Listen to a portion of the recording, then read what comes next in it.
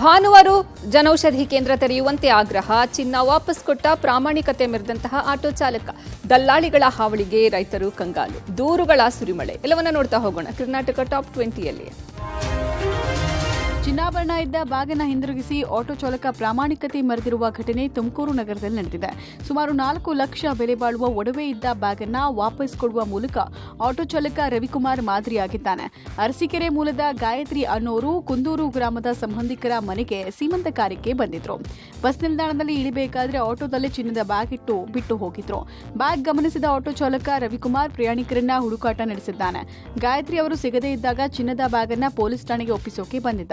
ಅದೇ ಸಮಯದಲ್ಲಿ ಗಾಯತ್ರಿ ಕೂಡ ದೂರು ಕೊಡೋದಕ್ಕೆ ಠಾಣೆಗೆ ಆಗಮಿಸಿದ್ರು. ಬ್ಯಾಗಲ್ಲಿದ್ದ 52 ಗ್ರಾಂ ಚಿನ್ನಾಭರಣವನ್ನ ರವಿಕುಮಾರ್ ಗಾಯತ್ರಿ ಅವರಿಗೆ ಒಪ್ಪಿಸಿದ್ದಾನೆ. ಆಟೋ ಚಾಲಕನ ಪ್ರಾಮಾಣಿಕತೆಗೆ ಭಾರೀ ಮೆಚ್ಚುಗೆ ವ್ಯಕ್ತ ಆಗಿದೆ. ಕೇಂದ್ರ ಸರ್ಕಾರದ ಮಹತ್ವಾಕಾಂಕ್ಷಿ ಯೋಜನೆಗಳಲ್ಲಿ ಪ್ರಧಾನಮಂತ್ರಿ ಜನೌಷಧಿ ಕೇಂದ್ರ ಕೂಡ ಒಂದಾಗಿದೆ. ಈ ಕೇಂದ್ರದಲ್ಲಿ ಕಡಿಮೆ ದರದಲ್ಲಿ ಸಾರ್ವಜನಿಕರಿಗೆ ಮಾತ್ರೆ ಔಷಧಿ ಸಿಗುತ್ತೆ. ಆದರೆ ಬೆಂಗಳೂರಿನಲ್ಲಿ ಪ್ರತಿ ಭಾನುವಾರ ಪ್ರಧಾನಮಂತ್ರಿ ಜನೌಷಧಿ ಕೇಂದ್ರಗಳು ಬಂದ್ ಆಗಿರುತ್ತೆ. ಇದರಿಂದ ಜನರು ಮಾತ್ರೆ ಸಿಗದೆ ಜನ ಪರದಾಡುವ ಸ್ಥಿತಿ ನಿರ್ಮಾಣವಾಗಿದೆ. ರಾಜಾಜಿನಗರದ ರಾಮಮಂದಿರ ವಾರ್ಡ್ನಲ್ಲಿರುವಂತಹ ಪ್ರಧಾನಮಂತ್ರಿ ಜನೌಷಧಿ ಕೇಂದ್ರಕ್ಕೆ ಸಾವಿರಾರು ಜನ ಬರ್ತಾರೆ. ಆದರೆ ಭಾನುವಾರ ಓಪನ್ ಇರಲ್ಲ. ಸಂಡೇ ಕ್ಲೋಸ್ ಅಂಥೇಳಿ ಬೋರ್ಡ್ ಹಾಕಿದ್ದಾರೆ. ಇನ್ನು ಟೌನ್ ಹಾಲ್ ಬಳಿ ಇರುವಂತಹ ಜನೌಷಧಿ ಕೇಂದ್ರಕ್ಕೂ ಕೂಡ ಭಾನುವಾರ ಬೀಗ ಬಿದ್ದಿದೆ. ಬಿಪಿ, ಶುಗರ್, ಜ್ವರ, ಕೈಕಾಲು ನೋವು ಸೇರಿದಂತೆ ಹಲವು ಕಾಯಿಲೆಗಳಿಗೆ ಮಾತ್ರೆ ಬೇಕು. ಕಡಿಮೆ ದರದಲ್ಲಿ ಸಿಗುತ್ತೆ. ಭಾನುವಾರ ಕೂಡ ಓಪನ್ ಇದ್ರೆ ಸಾರ್ವಜನಿಕರಿಗೆ ಅನುಕೂಲ ಆಗುತ್ತೆ. ಭಾನುವಾರ ಕೂಡ ಓಪನ್ ಮಾಡುವಂತೆ ಸಾರ್ವಜನಿಕರು ಆಗ್ರಹಿಸ್ತಾ ಇದ್ದಾರೆ.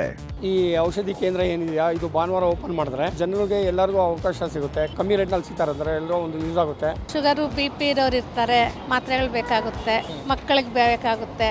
ಭಾನುವಾರ ಓಪನ್ ಇರ್ಬೇಕು ಸರ್ ಮೆಡಿಕಲ್. ಕೋಲಾರದ ಎಪಿಎಂಸಿ ಮಾರುಕಟ್ಟೆಗೆ ಬೆಳ್ಳಂಬೆಳಗ್ಗೆ ಉಪಲೋಕಾಯುಕ್ತ ಬಿ ಈರಪ್ಪ ಭೇಟಿ ಕೊಟ್ಟು ಪರಿಶೀಲನೆ ನಡೆಸಿದರು. ಹೆಚ್ಚುವರಿ ಕಮಿಷನ್ ಕುರಿತು ಆರೋಪ ಕೇಳಿಬಂದಿತ್ತು. ಈ ಹಿನ್ನೆಲೆಯಲ್ಲಿ ಎಪಿಎಂಸಿ ಮಾರುಕಟ್ಟೆಗೆ ಭೇಟಿ ಕೊಟ್ಟು ರೈತರ ಸಮಸ್ಯೆಯನ್ನ ಆಲಿಸಿದ್ರು. ರೈತರು ತರುವ ತರಕಾರಿಗಳಿಗೆ 8% ಕಮಿಷನ್ ಪಡೆಯಲಾಗ್ತಾ ಇದೆ. 3ರಿಂದ 5 ಕೆಜಿ ತರಕಾರಿ ಕಡಿತಗೊಳಿಸಲಾಗ್ತಾ ಇದೆ. ದಲ್ಲಾಳಿಗಳ ಹಾವಳಿಯಿಂದ ಸೂಕ್ತ ಬೆಲೆ ಸಿಗುತ್ತಿಲ್ಲ ಅಂಥೇಳಿ ರೈತರು ತಮ್ಮ ಅಳಲನ್ನು ತೋಡ್ಕೊಂಡಿದ್ರು. ಇದೇ ವೇಳೆ ಹಳೆಯ ತೂಕ ಮಾಡುವ ಮಾಪನವನ್ನ ಕಂಡು ಉಪಲೋಕಾಯುಕ್ತ ಈರಪ್ಪ ಅವರು ಸಿಡಿಮಿಡಿಗೊಂಡಿದ್ದಾರೆ. ನಂತರ ಉಪಕಾರ ಗೃಹಕ್ಕೆ ಭೇಟಿ ಕೊಟ್ಟು ಜೈಲಿನ ಅವ್ಯವಸ್ಥೆಯನ್ನು ಕಂಡು ಬೇಸರ ಹೊರಹಾಕಿದ್ದಾರೆ. ಜೈಲಿನಲ್ಲಿ ಸರಿಯಾದ ವ್ಯವಸ್ಥೆ ಇಲ್ಲ, ಇರುವ ಖೈದಿಗಳಿಗೆ ಜಾಗ ಸಾಕಾಗ್ತಿಲ್ಲ. ಆದಷ್ಟು ಬೇಗನೆ ಈ ಜೈಲಿನ ವ್ಯವಸ್ಥೆ ಸರಿ ಮಾಡಬೇಕು ಅಂಥೇಳಿ ಎಚ್ಚರಿಸಿದ್ದಾರೆ.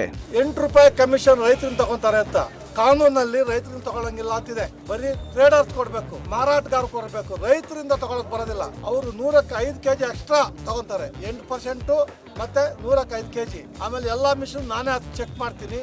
ಒಂದು ರಿನ್ಯೂವಲ್ ಆಗಿಲ್ಲ. 8 ವರ್ಷ 10 ವರ್ಷ ಮಿಷನ್ಗಳು. ಇದು ಒಂಥರ APMC ಇವರು ನಮ್ಮ ಸೆಕ್ರೆಟರಿಗಳು, ನಮ್ಮ ಅಧಿಕಾರಿಗಳು ದಂಧೆ ಮಾಡ್ಕೊಂಡಿದ್ದಾರೆ. ರೈತರ ಹೊಟ್ಟೆ ಹೊಡಿತಾ ಇದ್ದಾರೆ ದಿನ. ಇದನ್ನು ನಾನು ಕೇಸ್ ರಿಜಿಸ್ಟರ್ ಮಾಡ್ತಾ ಇದ್ದೀನಿ ಅವ್ರ ಮೇಲೆ, APMC ಅವ್ರ ಮೇಲೆ. I will take action. ಆಮೇಲೆ 8% ಯಾರು ಕೊಡ್ತಾರೆ ಎಲ್ಲ ಕಮಿಷನು ಇವ್ರು ಸಸ್ಪೆಂಡ್ ಮಾಡಲೇಬೇಕು. ಇಲ್ಲದೆ ನಾನು ಬಿಡೋದಿಲ್ಲ ಅವ್ರಿಗೆ. ಹಣಕ್ಕಾಗಿ ಹೆತ್ತ ತಂದೆಯನ್ನೇ ಪಾಪಿ ಮಗ ಚಾಕುವಿನಿಂದ ಇರಿದು ಕೊಲೆ ಮಾಡಿರುವ ಘಟನೆ ಯಾದಗಿರಿ ಜಿಲ್ಲೆಯ ಸುರಪುರ ತಾಲೂಕಿನ ಕಿರದಹಳ್ಳಿ ತಾಂಡಾದಲ್ಲಿ ನಡೆದಿದೆ. ಚೆನ್ನಾರೆಡ್ಡಿ ರಾಠೋಡ ಕೊಲೆಯಾದಂತಹ ತಂದೆಯಾಗಿದ್ದು, ಪುತ್ರ ಶೇಖರ್ ರಾಠೋಡ ಪೊಲೀಸರ ಅತಿಥಿಯಾಗಿದ್ದಾನೆ. ರಾತ್ರಿ ಮಲಗಿದ್ದ ತಂದೆಯನ್ನ ಶೇಖರ್ ಕೊಲೆ ಮಾಡಿದ್ದಾನೆ. ಬಳಿಕ ನೇಣು ಬಿಗಿದುಕೊಂಡು ಚೆನ್ನಾರೆಡ್ಡಿ ಮೃತಪಟ್ಟಿದ್ದಾನೆ ಅಂಥೇಳಿ ಪೊಲೀಸ್ ಠಾಣೆಗೆ ದೂರು ಕೊಟ್ಟಿದ್ದಾನೆ. ಅಲ್ಲದೆ ತರಾತುರಿಯಲ್ಲಿ ತಂದೆ ಶವ ಮಣ್ಣು ಮಾಡಲಿಕ್ಕೆ ಮುಂದಾಗಿದ್ದಾನೆ. ಈ ವೇಳೆ ಮೊಮ್ಮಗನ ಕ್ರೌರ್ಯವನ್ನ ಕಂಡ ಅಜ್ಜಿ ಪೊಲೀಸರಿಗೆ ದೂರು ಕೊಟ್ಟಿದ್ದಾಳೆ. ಪೊಲೀಸರು ತನಿಖೆ ನಡೆಸಿದಾಗ ಪಾಪಿ ಪುತ್ರ ತನ್ನ ಕೃತ್ಯವನ್ನ ಒಪ್ಪಿಕೊಂಡಿದ್ದಾನೆ. ಶನಿವಾರ ಚೆನ್ನಾರೆಡ್ಡಿ ಕೊಲೆಯಾಗಿದ್ದು ತಡವಾಗಿ ಪ್ರಕರಣ ಬೆಳಕಿಗೆ ಬಂದಿದೆ. ತಂದೆಯನ್ನ ಕೊಂದು ನಾಟಕವಾಡಿದ್ದ ಪುತ್ರನನ್ನ ಕೆಂಭಾವಿ ಪೊಲೀಸರು ಅರೆಸ್ಟ್ ಮಾಡಿದ್ದಾರೆ. ಕೊಪ್ಪಳ ಜಿಲ್ಲೆಯ ಸಾಣಾಪುರದಲ್ಲಿ ವಿದೇಶಿ ಪ್ರವಾಸಿಗರು ರೆಸಾರ್ಟ್ ಓನರ್ ಮೇಲೆ ಅತ್ಯಾಚಾರ ಪ್ರಕರಣಕ್ಕೆ 3ನೇ ಆರೋಪಿಯನ್ನ ಪೊಲೀಸರು ಬಂಧಿಸಿದ್ದಾರೆ. ಗಂಗಾವತಿ ನಗರದ ನಿವಾಸಿ ಶರಣಬಸವ ಬಂಧಿತ ಆರೋಪಿಯಾಗಿದ್ದಾನೆ. ಟೈಲ್ಸ್ ಕೆಲಸ ಮಾಡ್ತಿದ್ದ ಶರಣಬಸವ ತಮಿಳುನಾಡಿನ ಚೆನ್ನೈನಲ್ಲಿ ತಲೆಮರೆಸಿಕೊಂಡಿದ್ದ. ಈ ಮೂಲಕ ಪ್ರಕರಣದ 3 ಆರೋಪಿಗಳನ್ನು ಬಂಧಿಸುವಲ್ಲಿ ಪೊಲೀಸರು ಸಕ್ಸಸ್ ಆಗಿದ್ದಾರೆ. ಈ ಆರೋಪಿಗಳು ಹಗಲು ಗಾರೆ ಕೆಲಸವನ್ನ ಮಾಡಿ ರಾತ್ರಿ ಕಳ್ಳತನ ಮಾಡ್ತಿದ್ರಂತೆ. ಕೋಳಿ, ಬೈಕು, ಕಿರಾಣಿ ಅಂಗಡಿಗಳ ಕಳ್ಳತನದ ಆರೋಪದಲ್ಲಿ ಈ 3 ಆರೋಪಿಗಳನ್ನು ಕೂಡ ಪೊಲೀಸರು ಠಾಣೆ ಮೆಟ್ಟಿಲೇರಿದ್ರು. ಇನ್ನು ಅತ್ಯಾಚಾರದ ಪ್ರಕರಣದ ನಂತರ ಪೊಲೀಸರು ಎಚ್ಚೆತ್ತುಕೊಂಡಿದ್ದು ರೆಸಾರ್ಟ್ ಮಾಲೀಕರೊಂದಿಗೆ ಎಸ್ಪಿ ಸಭೆಯನ್ನು ನಡೆಸಿದ್ದಾರೆ. ಅನೈತಿಕ ಅಕ್ರಮ ಚಟುವಟಿಕೆಗಳನ್ನು ಮಾಡದಂತೆ ಎಚ್ಚರಿಕೆ ಕೊಟ್ಟಿರುವ ಎಸ್ಪಿ ಇಂತಹ ಪ್ರಕರಣಗಳು ಮರುಕಳಿಸದಂತೆ ಎಚ್ಚರಿಕೆ ವಹಿಸಲು ಸೂಚಿಸಿದ್ದಾರೆ. ಬಿಸಿಲ ನಾಡು ರಾಯಚೂರಿನಲ್ಲಿ ರಾಜ್ಯದಲ್ಲೇ ಗರಿಷ್ಠ ತಾಪಮಾನ ದಾಖಲಾಗಿದೆ. ರಣ ಬಿಸಿಲಿಗೆ ಜಿಲ್ಲೆಯಲ್ಲಿ ಜನ ಕಂಗಾಲಾಗಿದ್ದಾರೆ. ಹವಾಮಾನ ಇಲಾಖೆ ವರದಿಯ ಪ್ರಕಾರ ಕಳೆದ 24 ಗಂಟೆಗಳಲ್ಲಿ ಜಿಲ್ಲೆಯಲ್ಲಿ 41.4 ಡಿಗ್ರಿ ಸೆಲ್ಸಿಯಸ್ ತಾಪಮಾನ ದಾಖಲಾಗಿದೆ. ಇನ್ನು ಕೊಪ್ಪಳದಲ್ಲಿ 40.7 ಡಿಗ್ರಿ ಸೆಲ್ಸಿಯಸ್, ಉತ್ತರ ಕನ್ನಡ ಮತ್ತು ಧಾರವಾಡದಲ್ಲಿ 40.5 ಡಿಗ್ರಿ ಸೆಲ್ಸಿಯಸ್, ಕಲಬುರಗಿಯಲ್ಲಿ 40.4 ಡಿಗ್ರಿ ಸೆಲ್ಸಿಯಸ್ ಹಾಗೂ ಬಾಗಲಕೋಟೆಯಲ್ಲಿ 40.1 ಡಿಗ್ರಿ ಸೆಲ್ಸಿಯಸ್ ತಾಪಮಾನ ದಾಖಲಾಗಿದೆ. ಕಳೆದ 24 ಗಂಟೆಯಲ್ಲಿ ರಾಜ್ಯದ 6 ಜಿಲ್ಲೆಗಳಲ್ಲಿ 40 ಡಿಗ್ರಿ ಸೆಲ್ಸಿಯಸ್ಗೂ ಅಧಿಕ ತಾಪಮಾನ ದಾಖಲಾಗಿದೆ. ಕನಿಷ್ಠ ತಾಪಮಾನದಲ್ಲೂ ಕೂಡ ಹೆಚ್ಚಳವಾಗುತ್ತಿರುವ ಹಿನ್ನೆಲೆಯಲ್ಲಿ ಜನರಿಗೆ ಬೇಸಿಗೆಯ ಶಾಕ್ ತಟ್ಟುತ್ತಿದೆ. ಕೋಲಾರದಲ್ಲಿ 36.9 ಡಿಗ್ರಿ ಸೆಲ್ಸಿಯಸ್ ಗರಿಷ್ಠ ತಾಪಮಾನ ದಾಖಲಾಗಿದ್ದು, ಕಳೆದ 24 ಗಂಟೆಯಲ್ಲಿ ಕೋಲಾರ ಜಿಲ್ಲೆ ಕಡಿಮೆ ತಾಪಮಾನ ಹೊಂದಿದ ಜಿಲ್ಲೆಯಾಗಿದೆ. ಮಾರ್ಚ್ ಅಂತ್ಯದ ವೇಳೆಗೆ ಗರಿಷ್ಠ ತಾಪಮಾನ ಹೆಚ್ಚಾಗುವ ಬಗ್ಗೆ ಹವಾಮಾನ ಇಲಾಖೆ ಮುನ್ಸೂಚನೆ ನೀಡಿದೆ.